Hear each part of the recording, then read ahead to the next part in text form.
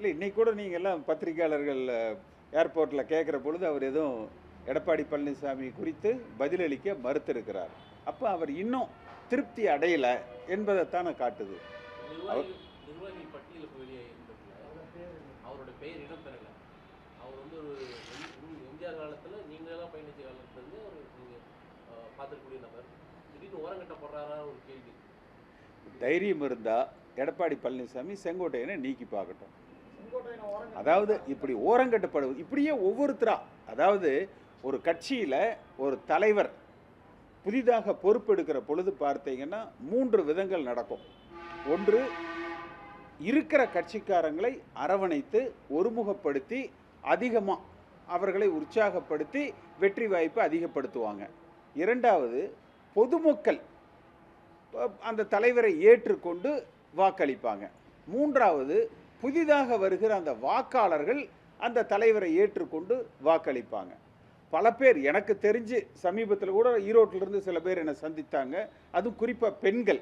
அவர்களிடத்தில் நான் பேசுகிற பொழுது அம்மா காலம் வரை நாங்கள் அதிமுகவுக்கு தான் வாக்களித்தோம்.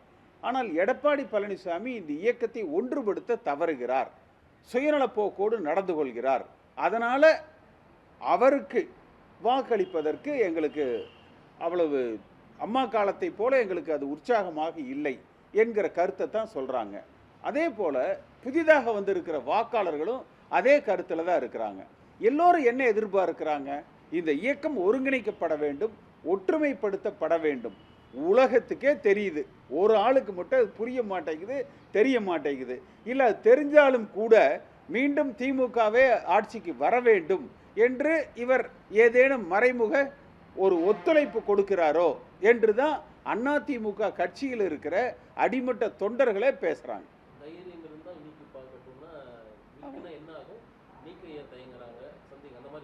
நீக்கினா எடப்பாடி பழனிசாமி தலைமை இருக்காது. இது எல்லாத்துக்கும் ஒரு எல்லை இருக்கு இல்லையா? இப்போ நீங்கள் முதல்ல ஒருத்தர் உங்களை கொஞ்சம் உரசி பார்த்தா அமைதியாக இருப்பீங்க, ரெண்டாவது தடவை கொஞ்சம் முட்டி பார்த்தாங்கன்னா சிறு எதிர்ப்பை காட்டுவீங்க, மோதி பார்த்தா என்ன நடக்கும்? அப்போ அதிமுகவை இருக்கிறவங்களை ஏற்கனவே பிரிந்தவர்களை மனமாச்சரியம் கொண்டவர்களை ஒருங்கிணையுங்கள் என்கிற கோரிக்கை வலுத்திருக்கிற நேரத்தில் மாறாக கட்சியில் புரட்சி தலைவர் எம்ஜிஆர் காலத்திலிருந்து பயணிக்கிறவர்கள் மேலும் ஒதுக்கப்படுவார்கள், நீக்கப்படுவார்கள், ஓரங்கட்டப்படுவார்கள். அவர்களது மனமாச்சரியங்கள் பெரிதுபடுத்தப்படும்னா அப்புறம் யார் அதை ஏற்று அந்த தலைமையை யார் ஏற்றுக்கொள்வார்கள்? இப்போ அவிநாசியில் அந்த விழா நடக்குது. ரொம்ப சிம்பிளாக ஒரு செங்கோட்டையன் அந்த கருத்தை சொல்கிறாரு. அவர் சொல்வதற்கு முன்பே 3 நாள் அந்த நிகழ்ச்சிக்கு 3 நாளைக்கு முன்பே சொல்லியிருக்காரு. எடப்பாடி பழனிசாமி தொலைபேசியில் செங்கோட்டையனை தொடர்பு கொண்டு, அண்ணே நான் கவனிக்காமல் விட்டுட்டேன், இனிமேல் இந்த தவறு நடக்காமல் பார்த்துக்கலான்னே என்று கூட சொல்லி அந்த பிரச்சனையை முடிச்சிருக்கலாம். அப்போ அது மட்டுமே பிரச்சனை அல்ல. அது இல்லாமல் பல அதிருப்திகள். எடப்பாடி பழனிசாமி இந்த இயக்கத்தை ஒன்றிணைக்க தவறுகிறார், எடப்பாடி பழனிசாமி தலைமையில் அதிமுக வலிமையாக இல்லை என்கிற அந்த குறை அடிமட்டத்தில் அதிமுக தொண்டர்கள் திருப்தியாக இல்லை, தலைமையின் மீது நம்பிக்கையோடு இல்லை என்கிற கருத்து தான் அதிகமாக இருக்கு. செங்கோட்டையன் அவர் அதிமுகவில் இருக்கும் இல்லை மாற்று கட்சியாக இருந்தாலுமே ஒரு மதிக்கக்கூடிய எதிர்த்து தரப்பு அரசியல்வாதியாக பார்க்குற நிலைமையில் அவர் எடப்பாடி பழனிசாமி நீக்கிறார் அப்படின்னு சொன்னால் எந்த மாதிரியான விளைவுகளை அவர் சந்திக்க நேரிடும்? அது ஒரே வயர் சொல்லிட்டல, தலைமை மாற்றம் ஏற்படும். எடப்பாடி பழனிசாமி தலைமையில் நீடிக்க மாட்டார். கட்சி நல்லா இருக்கும், தலைமை மாற்றம் ஏற்படும். எடப்பாடி பழனிசாமி தொடர்ந்து தலைவராக அடுத்த சட்டமன்ற தேர்தலை சந்திப்பதற்கான வாய்ப்புகள் குறைவாகத்தான் இருக்கும்.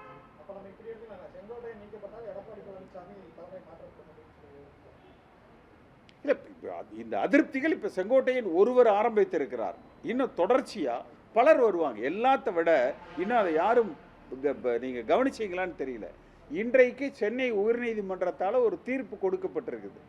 2013 இருந்து 2021 வரை கனிம வளத்தில் நடந்த கொள்ளை, ஊழல், அந்த தாது மணல் கடத்தல் 5000 6000 கோடி ரூபாய் அரசாங்கத்துக்கு இழப்பீடை அந்த நிறுவனங்கள் செலுத்தணும்னு சொல்லியிருக்காங்க.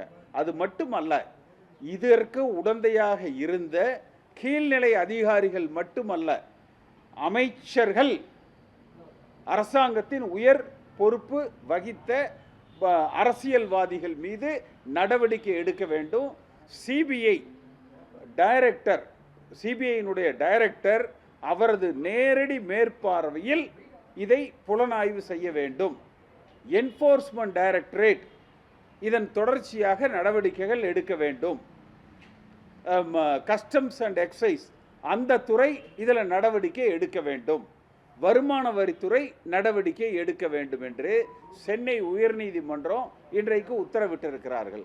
2013 இருந்து 2021 வரை இதற்கு பொதுப்பணித்துறை, கனிம வளத்துறை, தொழில்துறை, ரெவின்யூ, அப்போ இதற்கு பொறுப்பாளர்களாக இருந்த இந்த அமைச்சர்கள் நிச்சயமாக இது குறித்த அந்த விசாரணையை அவர்கள் சந்திக்க வேண்டியது இருக்கும். இன்றைக்கு சென்னை உயர்நீதிமன்றத்தால் தீர்ப்பு கொடுக்கப்பட்டிருக்கு.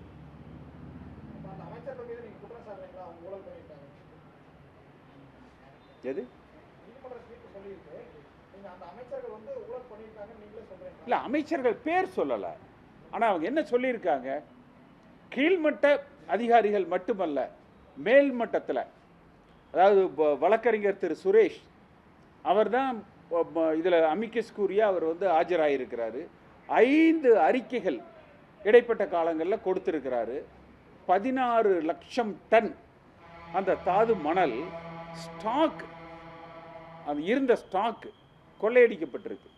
இருப்பு, அரசாங்கத்துக்கு பொறுப்பில் இருந்த இருப்பு 16 லட்சம் டன் கொள்ளையடிக்கப்பட்டிருக்குது.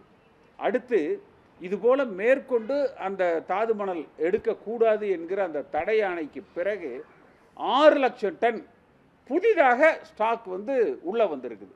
அப்போ அந்த 16 லட்சம் டன்னுக்கு உண்டான தொகை யார் கைக்கு போச்சு? புதுசாக எப்படி அந்த 6 லட்சம் டன் உள்ளே அந்த ஸ்டாக் வந்தது? குறைந்தபட்ச எஸ்டிமேட் 6000 கோடி, 5800 கோடி, இன்னும் அதிகபட்சம் இன்னும் அதிகமாக இருக்கும். அதில் அவர்கள் இன்றைக்கு நீதிமன்றம் கொடுத்திருக்கிற தீர்ப்பு, அந்த துறைக்கு பொறுப்பு வகித்த அமைச்சர்கள் 2013 21 வரை, இது சிபிஐ, என்ஃபோர்ஸ்மெண்ட் டைரக்டரேட், வருமான வரித்துறை, கஸ்டம்ஸு, சென்ட்ரல் எக்ஸைஸு போன்றவர்கள் விசாரிப்பாங்க.